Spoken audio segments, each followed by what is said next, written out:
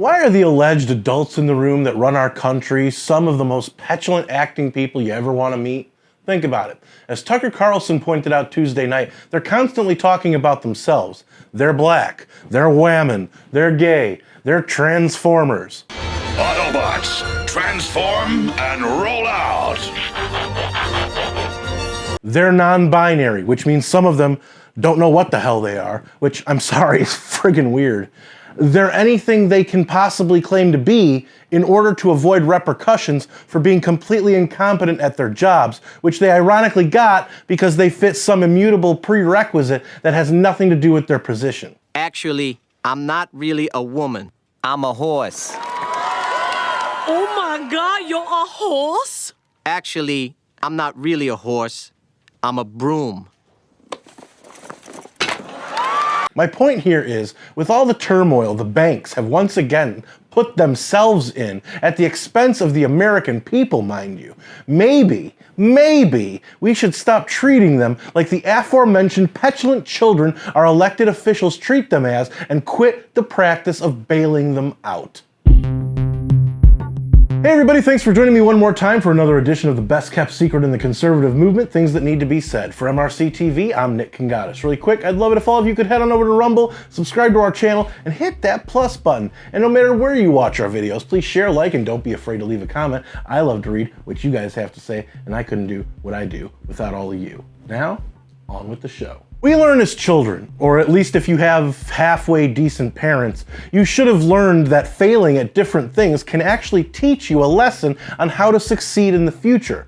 I learned that as a kid, yet the supposed adults in the room that run everything fail constantly and then repeat their mistakes in different ways over and over because big bloated daddy government will bail them out. Daddy, chill. Think of these entities, like banks, as spoiled, entitled youth that never grew up because they never had their allowances taken away from them. And this even happened during the Trump years, well, at least the 3 they allowed him to be president, but it's past time. We tighten the belt a little bit and get rid of most of our government. Bye, Felicia. And listen, while I'm not an expert on economics and I've never claimed to be, I understand that often you need to spend money to make money. I get it. But there's a ton of things our government spends money on that is either useless to the American people or sometimes, depending on the story, are detrimental to the people. The one time in my life where I saw Democrats claim to try to save any amount of money was after the patron saint of fentanyl, George Floyd, was killed, and the left cried to defund the police.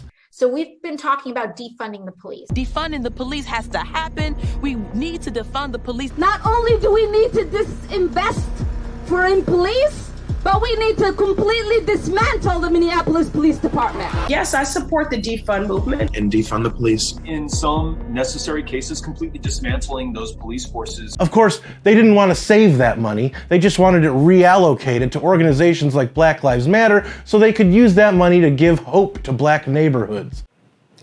I'm totally kidding. That money went straight to buying luxury homes for the founders and the organization. Totally not a Ponzi scheme. My point in bringing that up is to say, okay, if you want to defund authority, let's start at the top. Let's look at the budget for the CIA, the FBI, the NSA, and whatever other alphabet agency that routinely betrays the trust of the American people and refuses to give information on, say, Hunter's laptop, among other things. You might have some other instances that stick in your mind as unfair.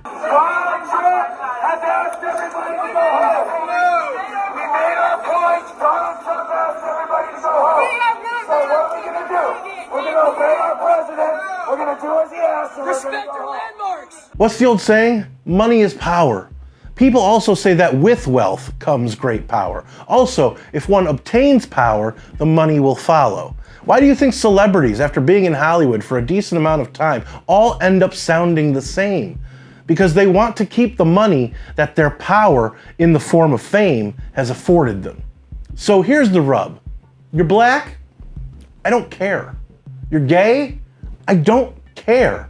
You're a woman? Find a quarter, call someone who cares. And yes, I'm aware payphones are pretty much non-existent, but it's an analogy. So if you don't get it, that's on you. Anyway, you're trans? I really don't care. And it's not because of the community in general. It's because of the activists who get away with whatever they want because they chop their bait and tackle off.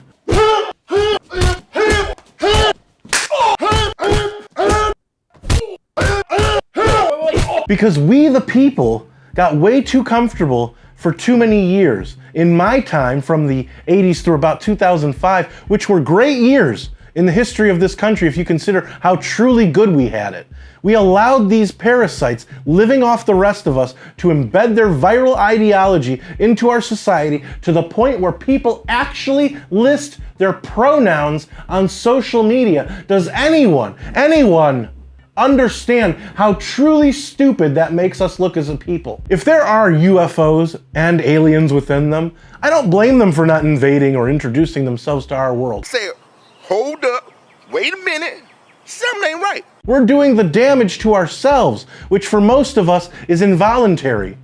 Do you really have a say as to whether you pay taxes? No. Do you have a say as to whether you pay insurance, car, or home? Most likely not. Do you have a say as to what you can or cannot say out in public? Not anymore. So how far do we let it go before we reclaim the great society Americans greater than us built? Are we past the point of return? How long do we let a corrupt and paid for establishment media run roughshod over our Constitution and not have to answer for violating our rights because I'm a private company? This portion of CBS This Morning sponsored by Pfizer. CNN Tonight, brought to you by Pfizer. This Week with George Stephanopoulos is brought to you by Pfizer. Good Morning America is brought to you by Pfizer. Anderson Cooper 360, brought to you by Pfizer. ABC News Nightline, brought to you by Pfizer. The time for polished speeches and $1,000 politician and lobbyist-filled suits is over. The time for plain and honest truth is here.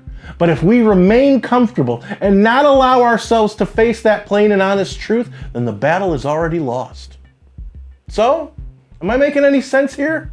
Were these things that needed to be said? Let me know in the comments, where I do read most and reply to some. And don't forget to subscribe to our channel on Rumble and hit that plus button. If you like this video, don't forget to share, comment, and give it a thumbs up. Those are the best ways to help these videos reach more people, and it's the best way to let us know you want us to keep these videos coming. Subscribe to our channel and hit that notification bell so that YouTube might actually let you know when MRC-TV comes out with a new video if they haven't censored it or taken it down yet. Like us on Facebook, check out more of our work at MRCTV.org, and if you want to support our content and the conservative movement, head on over to MRC.org/donate to help us out, since we're a nonprofit and couldn't do what we do without all of you. For MRC TV, I'm Nick Kangadis.